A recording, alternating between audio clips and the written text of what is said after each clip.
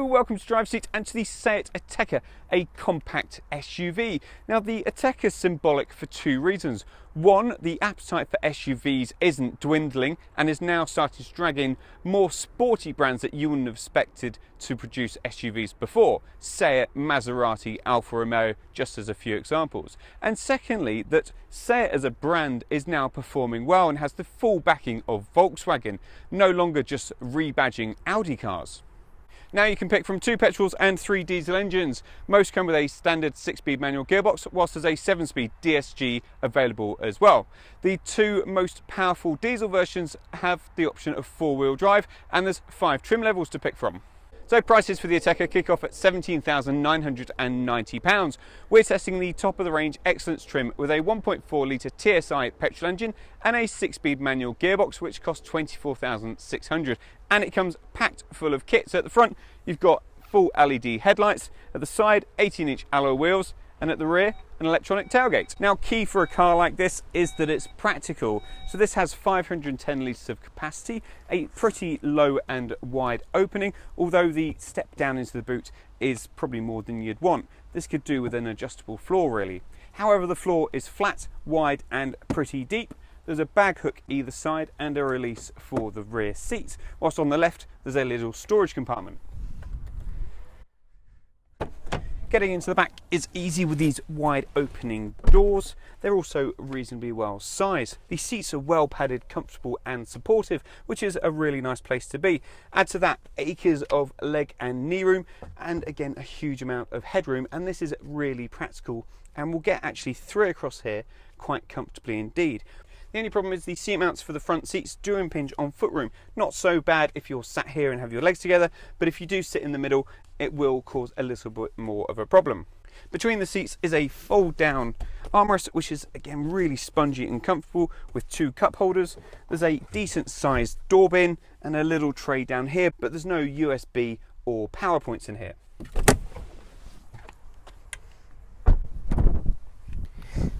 In the front, you're greeted by these sport seats, which are super comfortable and really supportive. Around here, if you're familiar with the Seat Leon, then everything's going to be pretty familiar to you. That means it's neat, tidy and well put together. There's some classy materials around, and everywhere that your hands or arms touch is soft touch and very comfortable. Some chrome detailing and piano black trim aims to lift the interior, but it's fair to say it's safe rather than exciting styling. The 2 dials in the instrument binnacle are well sized. There is a lot going on though, so it can be a little bit confusing where you're looking for. And for UK speed limits and miles per hour, you don't get your 30-mile-an-hour cut-off, so you need to be more aware of that when you're in towns and villages. There's a 3.5-inch screen in between, which gives you your trip computer and some stereo controls, whilst this 8-inch touchscreen infotainment system is very, very good, easy to use, and can be configured to however you want with Bluetooth and smartphone connectivity. Between the seats here is this rotary dial that controls the Seat Drive Select mode. Now this can go from Eco, Normal, Sport and Individual, and affects your steering and throttle inputs. It can also adjust the air conditioning to a more Eco mode. The driver's seat adjusts really well with a pump lever, and there's a rotary dial for the backrest, whilst a second lever adjusts lumbar support. In the lower seating position there is acres of headroom. The steering wheel adjusts pretty well for reach and rake, so most should be able to get very comfortable in here. There's a big door bin for storage, this slanted area forward for your mobile phone charging with 2 USB ports, a couple of cup holders between the seats, and a adjustable armrest with a storage bin underneath, which is deep but not the biggest. The glove box, however, is well sized, and between my legs there's a little storage compartment that rolls out from underneath the seat. There's also a sunglasses holder in the roof. However, that's enough of what's going on in here. We need to find out if this Seat Ateca really is as sporty as it's claimed to be.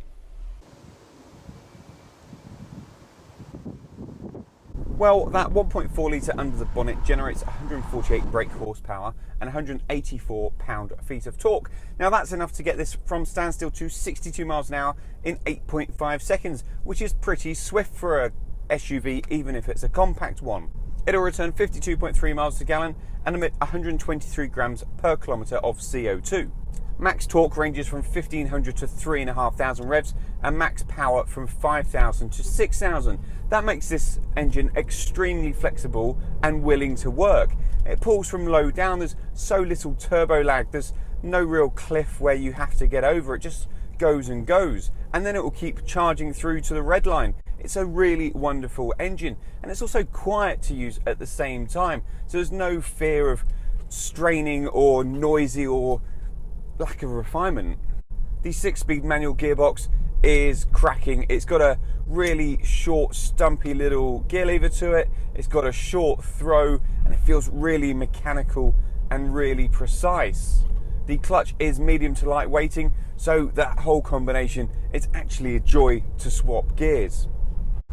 Most of the time the ride's pretty comfortable. It's a nice place to be. However, there is a firmer undertone to the suspension because of the handling, and I'll come on to that. So what you do get is broken surfaces, there's a bit of a rumble, bigger potholes, there's a bit of a crash.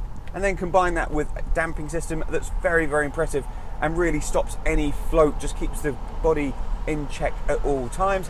It's generally pretty comfortable. The handling, however, is super impressive.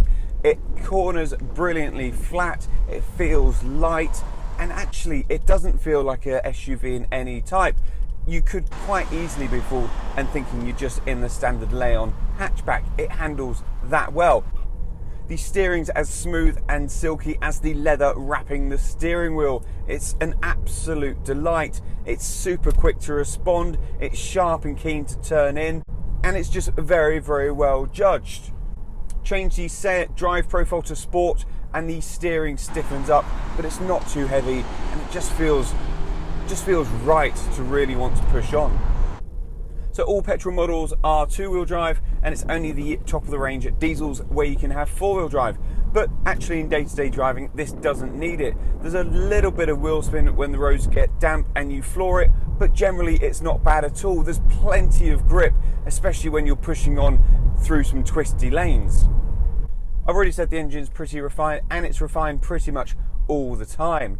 On the motorway, there's a little bit of wind noise from these front pillars, but there is quite a bit of road roar. Visibility's pretty good overall. The front pillars are quite small, the side pillars are medium width, and the rear pillars have got that little kicked up window, which does help with a blind spot. This has reversing sensors and a rear view camera to help out when you're parking.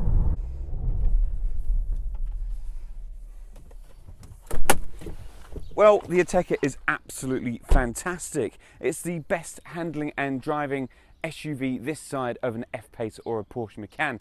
If you want something different, then go for a Peugeot 3008, and that will give you a soft, comfortable ride with a spacious and futuristic interior. But other than that, the Ateca really is the best choice in the compact SUV class.